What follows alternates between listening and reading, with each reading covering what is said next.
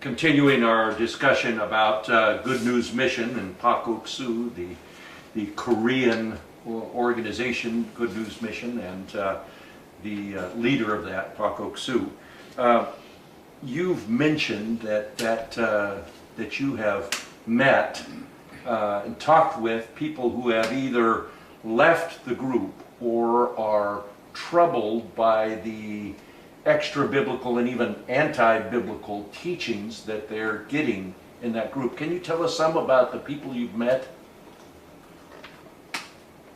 Well, I first became alerted to a serious problem in the church many years ago when I was still in fellowship with Pakoksu. And at that time I met a couple, a man who was a Christian whose wife became interested in Good News Mission. And as she became interested, and she began to believe, as they taught, that they were the only church that preaches the gospel, she told her husband that I can't go to your church anymore.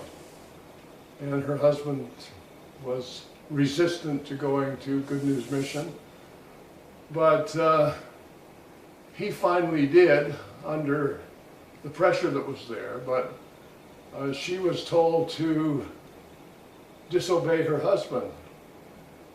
And I remember having a discussion from 1 Peter chapter 3, verses 1 through 6, about women obeying their husbands who don't believe, that they might win them to Christ without the word.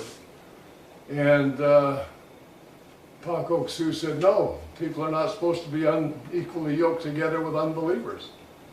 So as a consequence, the pressure was on for her to divorce her husband. So her husband complied and came into Good News Mission. But it works the other way too. Sometimes they don't comply and come into Good News Mission, so a divorce happens because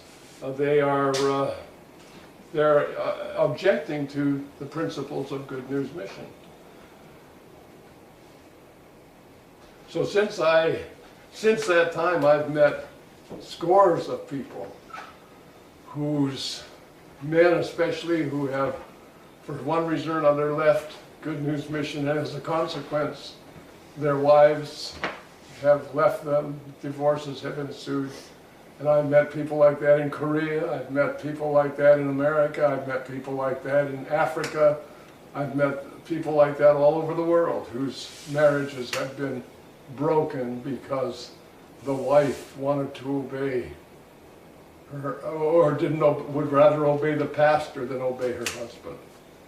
So this is one of the faulty teachings, examples that I can give.